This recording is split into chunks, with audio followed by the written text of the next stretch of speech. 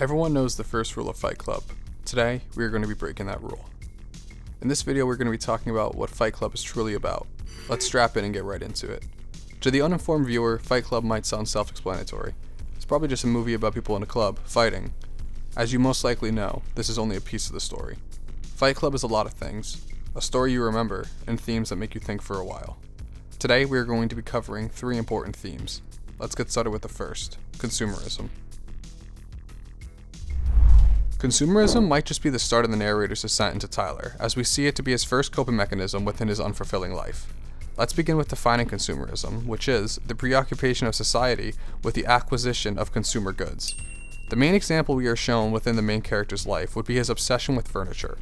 The narrator sees his furniture as more than just something to sit on. He sees his furniture as a reflection of himself.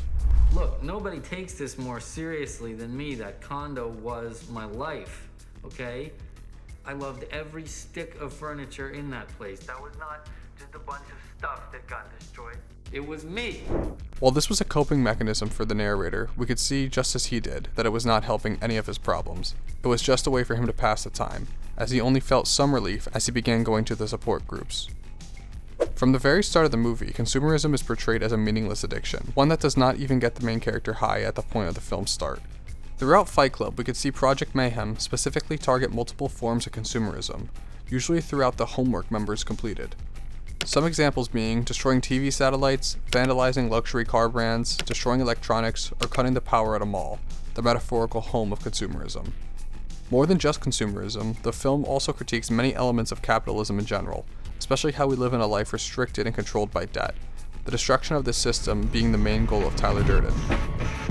You are not your job. You're not how much money you have in the bank. You're not the car you drive.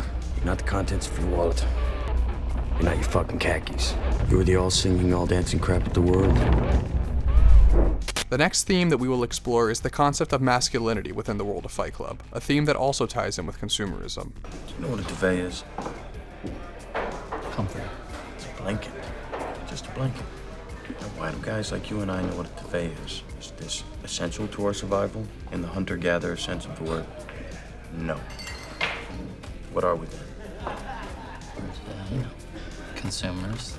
This scene refers to how modern society has made us soft and has made us disconnected from our true primal selves. The narrator himself says how men before Fight Club are a wad of cookie dough, and after joining they are carved of wood. We can tie this critique of masculinity into consumerism due to the fact that the narrator believes that the ideal modern man is performative, competing to look the best without reason.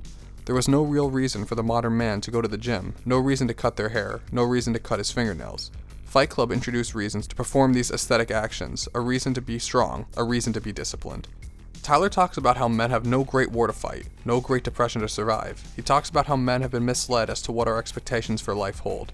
In a way, he describes we are responsible for shaping our own destiny, and creating our own lives independent of corporate standards or expectations. Fight Club gives the men involved a great war to fight, it gives them purpose, it gives them a greater good. The movie itself shows how masculinity can be overdone and toxic in similar ways to how we worship consumerism. Worship would be the key word in this conversation, as the narrator discovers how he himself built a cult that became so powerful, he as the leader could not stop it himself. Like it or not, our societal traits of masculinity are strength, leadership, purpose, confidence, and more. All these traits were missing in the narrator, and all these traits were present in Tyler. Tyler is everything that the narrator desires to be. He is the man he wants to be. Lastly, we will dive deep into both masculinity and consumerism, and how they tie into the final theme, the search for purpose. The search for purpose can be seen all throughout the film, and is quite possibly the reason why the movie is still extremely popular and relevant over 20 years after its release. As we touched on in our exploration of masculinity, we as a generation do not have a great war to fight. We live in a time where it feels like the glory of hardship has passed. While there is certainly still hardship, it is no longer revered as glorious. Our great war is psychological. It is ingrained in what we do and how we consume. Whether it manifests into smartphone addiction or the grueling 40-hour work week you still aren't able to live off of, Fight Club emulates the search for purpose we all feel, and we can identify with this as a modern society. It is human nature to want to rebel, to be part of something, to make a difference, and Fight Club emulates all of these things within its search for purpose. Fight Club holds many nihilistic tones and attitudes intertwined within the movie, such as the opinion that nothing ever really matters.